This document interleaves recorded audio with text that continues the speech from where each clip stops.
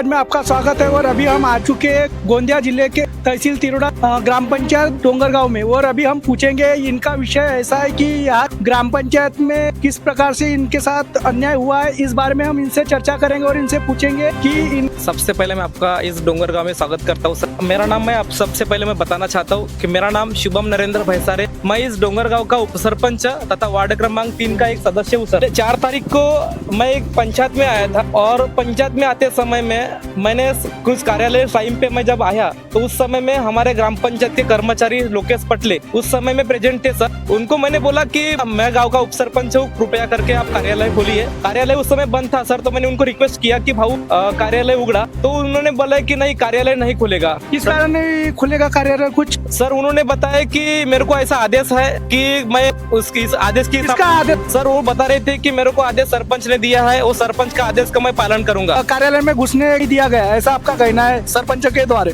जी sir. देखो sir, सबसे पहले बड़ी बात है कि मैं ग्राम पंचायत अधिनियम 1958 के तहत मैं इस डोंगरगांव का एक जनप्रतिनिधि के लिए खड़ा हुआ था सर। और सबके लोगों ने हमको चाह दिए थे, लोगों ने हमको लाइक किए, एक सदस्य चुना गया था सर। उसके बाद में हम लोग की कोशिश थी कि हम लोग गाँव के विकास के लिए 24 घंटा सेवा करें और उसी के माध्यम से हम लोग इस गाँव में पद पे बैठे सर। लेकिन क्या हुआ था सर, हम लोग जब भी हम लोग कार्यालय में आते थे तभी हर समय में कार्यालय बंद रहता था। हम लोगों को बोला जाता है सर कि कार्यालय में नहीं आने का, आपके लिए कार्यालय नहीं है। जब समय में हम लोग बताएंगे तब कार्यालय में आने का इनका ऐसा कहने का था सर। तो इन्होंने हमने फिर ये सोचे कि ये हमारा अत्याचार हो रहा है, हमारे ऊपर जुल्म हो रहा है। तो हमने इस बात को देखते हुए सर हमने सीओ साहब को कंप्लेंट किया कि देखो हम जिस कैटेगरी से बिलोंग करते हैं सर और हमारी शेड्यूल कास्ट से हम लोग बिलोंग करते हैं, एक अस्पृश्य समाज का आदमी इस कार्यालय में नहीं बैठना चाहिए, इनका एक षड्यंत्र था सर। और इसी माध्यम से लोग चलाने का काम करे सर। आपका कहना है कि जातिवाद इस ग्राम पंचायत में किया जाता है, आपका कहना है? 100% बराबर है सर, क्योंकि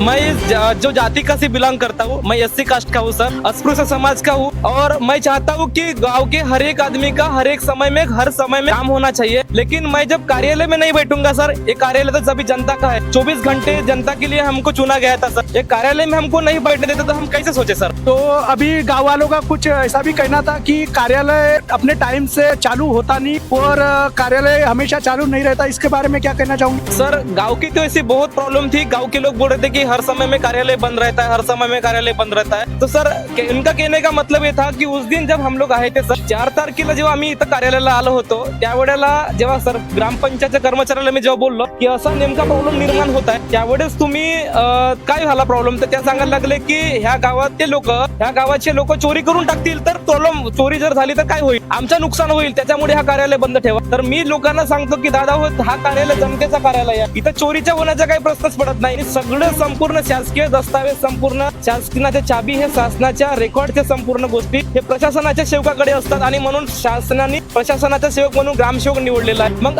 या गावच्या एक उपसरपंच सारख्या माणसाला या कार्यालयात आम्हाला बसू देत नाही, अशातला प्रश्न आमच्या समोर निर्माण झाला होता। आपका कहना है क्या ये सरपंच के अधीन चाबी रखी जाती है और कार्यालय के दस्तावेज है वो सरपंच के पास रहते हैं, ना कि ग्राम सेवक के पास रहता है, ऐसा भी कहना होगा आपका? देखो सर, उन्होंने जब बोले थे कि चोरी का आरोप हो सकता है सर, मैंने 100% जो अपने जो मुख्य कार्यकारी अधिकारी साहब को जब मैंने कंप्लेंट किया और मैंने उसमें खुद लिख के दिया है कि उस दिन उपरोक्त विषयाच्या अनुषंगाने विनंती पूर्वक सादर करतो की जो 3 जुलै 2024 के दिन मेरे लिए में जो मेरा नोटीस आहे, पण एका गावातील एका प्रतिनिधीला जनप्रतिनिधी म्हणून मला ह्या लोकांनी निवडून दिलेला आहे, त्यांच्या सेवेसाठी मी बसलेला आहे आणि त्या सेवेसाठी ह्या गावच्या कर्मचारी सरपंचाचं नाव सांगून जर मला बसू देत नसेल तर बरोबर नाही आहे। मी जवळपास 10:30च्या नंतर मध्ये गेलेला आहे सर, त्या माझ्याकडे त्यांचे संपूर्ण पुरावा आहे। मला ज्या पद्धतीने त्यांच्यावर माझ्यावर अन्याय केला, आज मला नाही काही कामानिमित्त गेलो होतो सर, ज्यांनी ते नेहमीच याचा प्रश्न होते सर की कार्यालय बंद पाहिजे, हुकुमशाहीचा प्रकार आहे सर सगळं हा। ये सर ये गांव में हर एक काम के लिए हर एक समय में हुकुमशाही किया जाता है सर। सरपंच की तरफ से आपका कहना है कि हुकुमशाही चलाई जाती है उनके तरफ से, ऐसा तो आपका कहना है? 100% हुकुमशाही चल रही है सर। अभी भी हम लोग आए तो वहाँ पे टीप में नोटिस बोर्ड में लिखा है,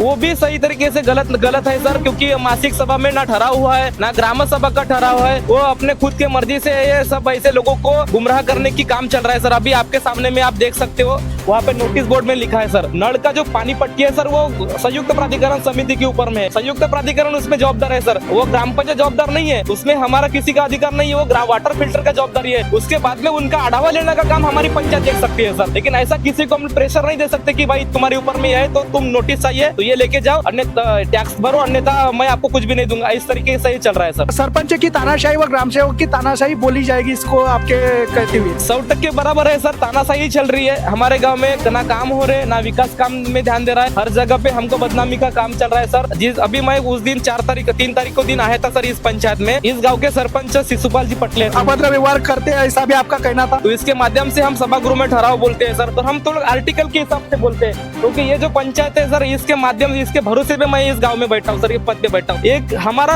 अधिकार है, इस अधिकार के माध्यम से हम लोग यहाँ पे बात करते हैं सर। हम बोलते हैं कि ग्राम पंचायत अधिनियम 1958 कलम के आधार से लेके हम बात करते हैं, तो बोलते हैं सरपंच की कानून कायदा मत बताओ, यहाँ पे कानून कायदे की बात नहीं चलेंगी। इस तरीके का हमारे साथ गलत व्यवहार किया जाता है सर भरे सभागृह में। अब उसका प्रूफ हमारे पास में है सर, हर एक सभा का, हर एक मासिक सभा का, हर एक ग्राम सभा का हमारे पास में प्रूफ है सर। हमको डायरेक्ट बोला जाता है कि देखो कानून कायदे नहीं बताने का। तो बाकी सदस्य है उनका भी क्या कहना रहता है इस विषय में? कोई उस समय में कोई भी वार्ड का कोई भी सदस्य उस समय कुछ भी नहीं बोलता है, बस अपने कुर्सी पे आते हैं, चुपचाप बैठते हैं, कुछ उसमें बात नहीं करते कि तुम्हारा सरपंच महोदय आपका गलत है। किसी भी सभागृह के सदस्य को आप ऐसा नहीं बोल सकते, वो उनका अधिकार है, उनका धर्म है, वो गांव के हित की बात कर रहा है, तो गांव के विकास की बात नहीं चलेंगी, इसलिए पूरा उनका अधिकार है। लेकिन हमको जब निगलेक्ट किया करने की काम चलता है सर। और ग्राम सभा के दिन आम जनता भी रहती होंगी, तो उस दुर्व्यवहार आपके साथ करते, तो उस विषय में आपके साथ जनता भी? तो मैंने बीडीओ सर को कंप्लेंट किया था सर, बीडीओ सर को पहले कॉल किया था, बीडीओ सर को मैंने बोला, तो बीडीओ सर ने मेरे को बोले कि भीसी चल रही है, इसलिए हम आपसे अभी बात नहीं कर सकते। उसके बाद हमने ग्राम सेवक को कॉल किया सर, ग्राम सेवक ने भी हमारा कॉल नहीं उठाया। बीच के बाद आपको रिटर्न कॉल करके जवाब दिया आपको? नहीं सर, रिटर्न कॉल नहीं है हमको। हमने सबसे बड़ा देखो सर, हमारे गांव में एक चीज है, मेरे वार्ड में एक राम जी का मकान है सर, इनके घर से इतना पानी बहता है सर, ऐसे भेग पड़ी है, वहाँ से पानी जाता है सर। हम लोगों ने 2022 में तकरार दी है, अभी भी सरपंच महोदय को बोले कि उनके घर में अत्याचार हो रहा है, अन्याय हो रहा है, वो आदमी कैसा जिएगा, कैसा रहेगा, लेकिन उन्होंने अभी तक के वो न गंदगी हटाए सर। हमारे वार्ड में हम लोग दलित समाज से बिलोंग करते हैं, हमारे दलित वार्ड में इतनी गंदगी है, हटाने के लिए तैयार नहीं है पंचायत। मैं बार बार इनको बोला, मासिक सभा में चिल्ला चिल्ला के बोला कि भाई ये चीज को गंदगी इसको हटाना है, ये गंदगी को दूर करना है, लेकिन ये कभी भी इसके लिए ध्यान नहीं दिए। मैंने इसके पहले एक पेड़ भी लाया था, अदानी से 300 पेड़ लाया था, 300 पेड़ भी खत्म, इन लोगों ने एक पेड़ भी नहीं लगाया। इस तरीके से हमारे पंचायत में व्यवहार होता है, क्योंकि क्या इनका मतलब है कि शिवम भाई सर अगर करेगा तो हमारा नाम नहीं होगा, नाम के लिए पड़े सर, फोटो के लिए पड़े, हमको उससे कुछ भी मतलब नहीं। लेकिन हमारा जब मैं कार्यालय में आता हूँ, मेरा कार्यालय मेरा है सर, मेरा कार्यालय मेरा सभी गाँव का है, मेरे हर एक आदमी का, छोटे से बच्चे का भी कार्यालय है सर। देखो सर, मेरे को डिसेबिलिटी है, एज ए हैंडीकैप पर्सन, मेरे को लोकोमोटर डिसेबिलिटी हुई है सर, कमर में स्पाइनल कॉर्ड इंजरी है, हम लोग बेल्ट लगा के काम करते हैं सर। मेरे को मालूम है मेरे को तकलीफ कितनी होती है, लेकिन मेरे को गाँव का लगन है सर, मेरे को गाँव का काम करना है। मैं अपने काम के लिए कभी नहीं बैठूंगा सर, मेरे को क्या करना है मैं अपने घर में देखूंगा, लेकिन मेरे को गाँव के लिए काम करना है, मेरे को गाँव के लिए मेरे को यहाँ पे बैठना है सर। और मैं जब तक गाँव के विकास के लिए यहाँ पे नहीं बैठूंगा तो मैं काम कैसे करूंगा? ऐसे बहुत सारे काम है सर, पर्सनल काम रहता है लोगों का, किसी का